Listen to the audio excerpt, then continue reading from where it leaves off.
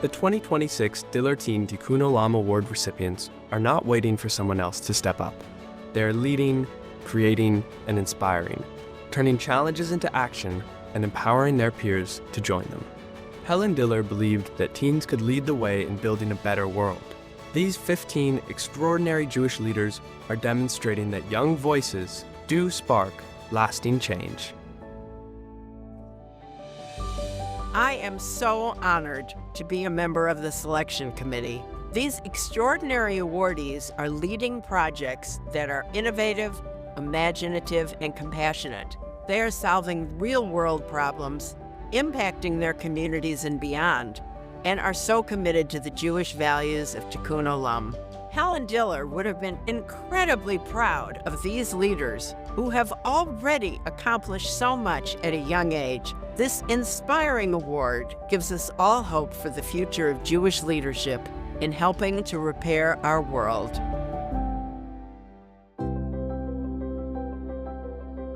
To me, Tikkun Olam is a call to action. Our Jewish values are only as good as how they are practiced and lived out in our day-to-day life. Tzedek League partners with synagogues across the country to organize and empower young people to create service projects that impact their local communities. Whether it be in New York City, LA, or San Diego, high school-aged initiative leaders are working with nonprofits like Habitat for Humanity and the Humane Society, as well as one of our most special volunteer partners, Father Joe's Villages in San Diego. Every month, a group of Tzedek League volunteers serve meals to those experiencing homelessness and food insecurity. We also run a variety of other projects, including making blessing bags to distribute to congregants in need and writing letters for children living in Shahar Negev, San Diego's sister community in Israel. With each service project, our young people are learning more about what it means to be an effective leader, to put their values into action, and spark real change in the community.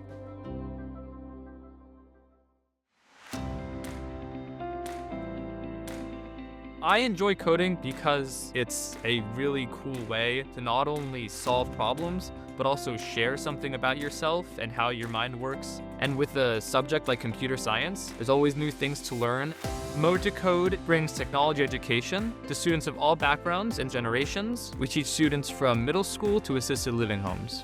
In working with seniors, we focus on practical technology that benefits their independence, such as transportation apps, video conferencing with family and friends, and online banking. A big part of our work with students is emphasizing the opportunities that come with learning computer science and coding. We've worked with over 1,500 students across 12 countries, partnering with over 30 institutions. One of the ways I've grown this into an international program is through news interviews, social media outreach, and getting the word out on as many platforms as possible. As technology continues to change and expand, I'm excited to keep growing Mode to Code to empower students of all ages with independence and opportunity through technology.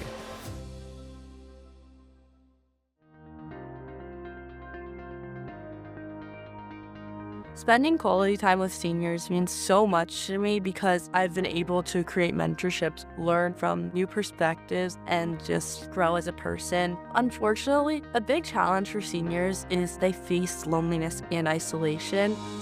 I created Pickleball for a purpose to create a sense of community between older adults and teenagers and to raise money for charities that benefit seniors. At every tournament, there's community members, there's sponsors, everyone is talking to new people, creating new connections. It's smiles all around the court. Beyond the fun and the bonding, Pickleball for a Purpose has raised over $55,000 and expanded to 15 chapters. One of the ways I've really grown the organization is through creating partnerships with over 35 sponsors, such as AARP and professional hockey teams like the Florida Panthers. What's most important about Pickleball for a Purpose is the friendships created, the smiles, the laughter, and all of the joy that goes far beyond the court.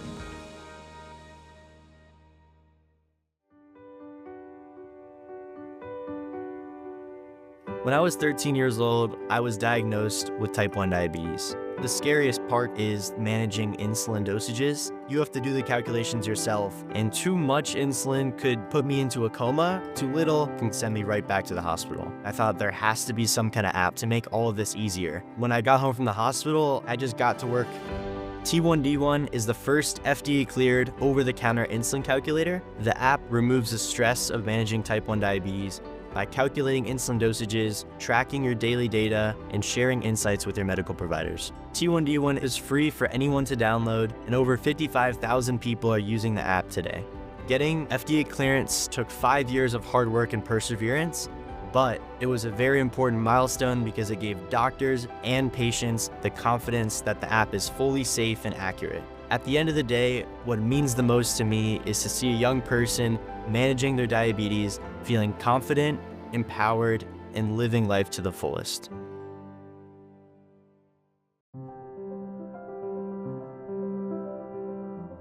My passion for nature and for environmental conservation and education really stems from the connection that I feel when I'm walking around in nature, taking the time to really appreciate the small things that are given to us naturally.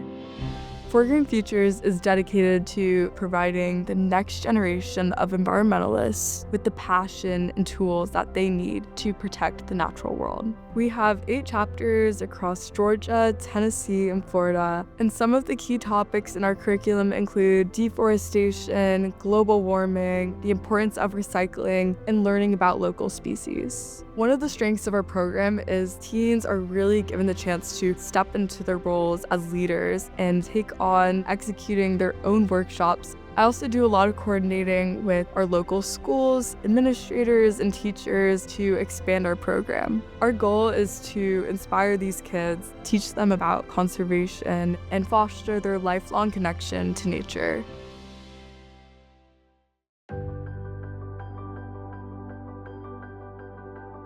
Track is a really big passion of mine. When it's time to go, I know that I have to trust my training, give it my all, and push myself to my max. Sports has always been a huge part of my life, but knowing a lot of students in my community didn't have access to that, I decided I wanted to make a change. Project Happy Feet donates athletic equipment and shoes to low-income schools to help all students have equal access to play sports. Being fully female-run is really empowering. Our volunteers bring a great energy, whether it's cleaning and organizing shoes or painting boxes for donations. We have so many volunteers across 13 states getting involved. I really love being there on donation days to see the firsthand impact that we're having. I could never imagine something I started in my own garage could turn into something that we take globally. But recently, Project Happy Feet was able to expand to the Philippines. Part of being Jewish is completing a mitzvah a day and helping those in need. And it's truly a great feeling seeing so many young people excited to make an impact on their community.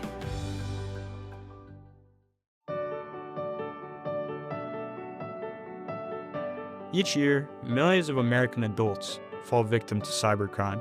In fact, the AARP estimates last year over $60 billion was lost just from senior citizens. And with the rise of artificial intelligence, it's only getting worse. And so that's exactly where cyberware comes in.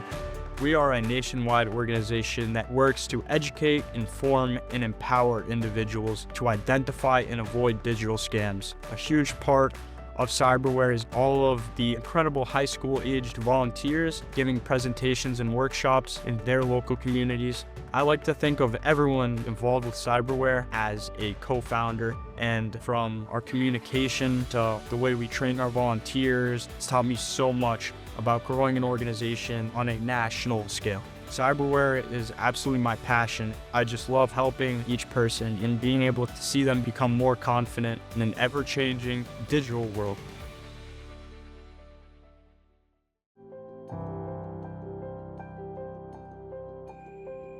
My generation has inherited a country where intense political polarization is the norm. This us versus them mindset means that conversations between people with opposing viewpoints barely occur.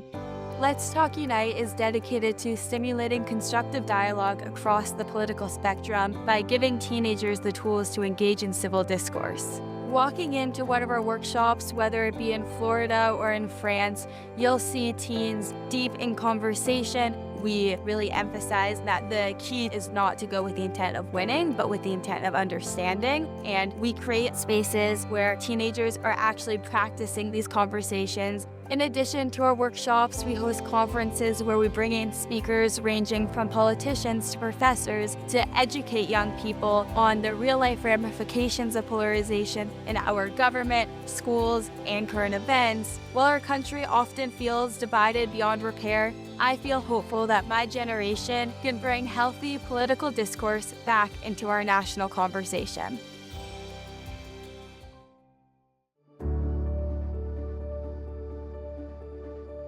To me, Tikkun Olam goes back to Rabbi Heschel's concept of praying with your feet. I believe that every moment that I march, every moment I speak up for what I believe in, that is how I engage with my Judaism.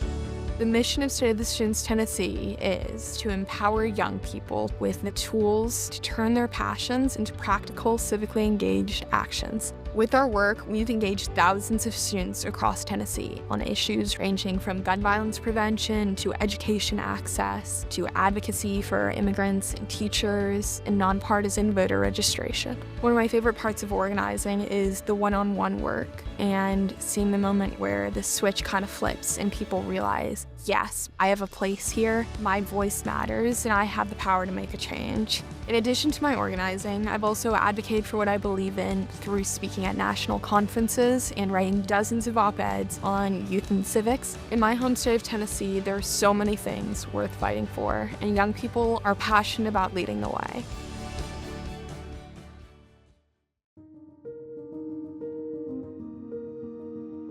In some of the more rural areas in Ethiopia, only about 35% of girls complete lower secondary school, and access to the internet and modern technology is extremely limited. So a lot of girls have never used a computer before. Girls Growing Education establishes computer-based learning labs across Ethiopia. One really important aspect of our computer labs is that they operate completely offline using a small EdTech device preloaded with educational resources such as the entire Khan Academy curriculum, and one device can hotspot an entire classroom of learners. Traveling to Ethiopia was an extremely special experience. I felt such a deep connection to the girls, and it was really inspiring to see the impact we were making on the community. Another big highlight was an EdTech Summit that we organized, and it featured members from the World Bank, UNICEF Ethiopia, and we talked about ideas to empower female students. My dream for these young women is that they will use the confidence and curiosity as a catalyst for the trajectory of their lives.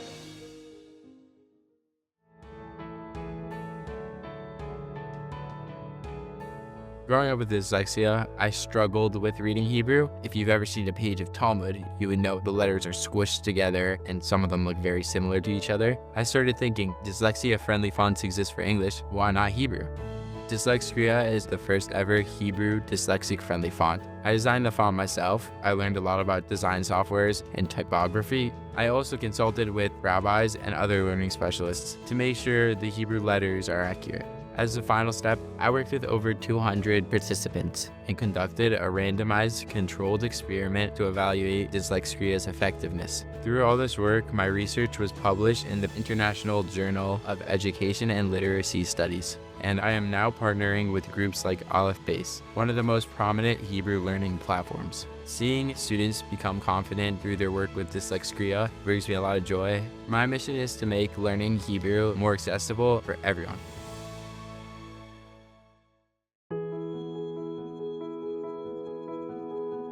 My Jewish ancestry traces back generations to Ukraine. Much of my family perished during the Russian Revolution and then again came under violence during the Holocaust. And so Ukraine holds the graves of my ancestors, and its culture is with me every day. This family history motivates the work I do, aiding Ukraine's freedom and independence with Slavic Voice for Ukraine.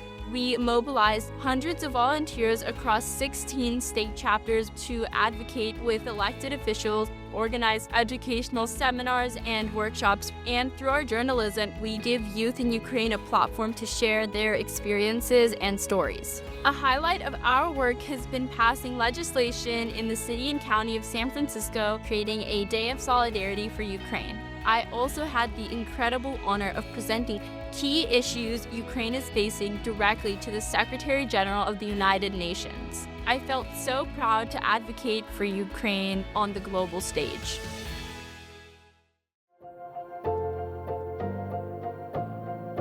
The idea of modifying toys for students with disabilities came out of my personal interest in circuitry and technology. I love to just take things apart and understand how the circuit board works, where the wires are going, and this passion is really what led me to start Adaptive Tech Club. The controls on commercial toys are often not accessible to kids with disabilities because they require fine motor skills in order to interact with them. So we take apart toys and create custom modifications with more accessible features, whether it be replacing a remote control with a joystick or adding one large button. We really reimagine the controls. I'm really proud of the community that I've built in Adaptive Tech Club. We have over 60 members now working together, adapting these toys, and in partnership with the Oakland Unified School District, we've created a lending library of over 200 custom devices. Seeing the toys in action is just so special. These devices are not only giving these kids joy, but they're also a huge motivation to learn and engage. I'm so happy to see them just have fun and learn to interact with the world.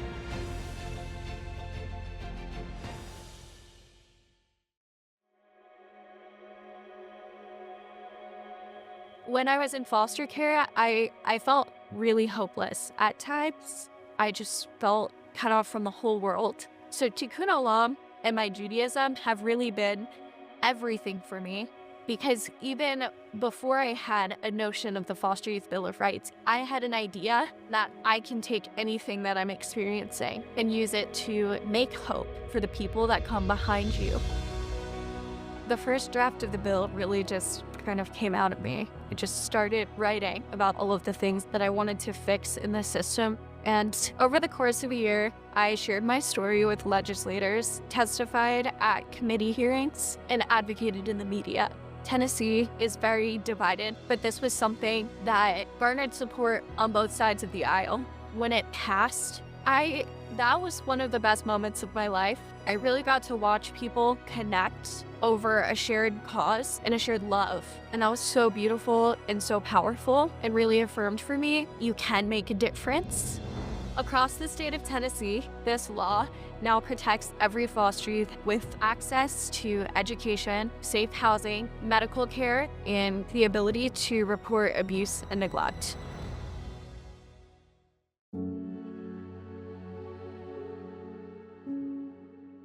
On July 4th of 2022, my hometown of Highland Park, Illinois, was shook by a mass shooting. Unfortunately, many people in my Jewish community were deeply impacted by the tragedy. After attending the memorial service of a beloved congregant and friend, I realized how critical it was to be prepared to act during an emergency. Hope Kids provides portable, compact Stop the Bleed kits and hands-on training to communities impacted by gun violence. Oftentimes, everyday people are the first responders before paramedics arrive at the scene. Our Hope Kid trainings empower people to know what steps to take if you're able to act quick. That can truly save lives. One of the ways that Hope Kids has grown is by working closely with fire departments and other first responders. We've also partnered with organizations such as the Chicago Institute for Nonviolence. Given the rise of anti-Semitism, I'm proud that we've helped people in the Jewish community and beyond feel safe, joyful, and present when gathering together.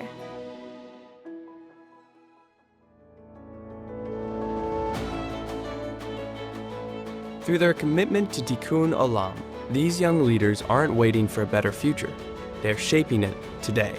The 2026 awardees now join a network of 219 past awardees in tackling tough challenges and turning bold ideas into action.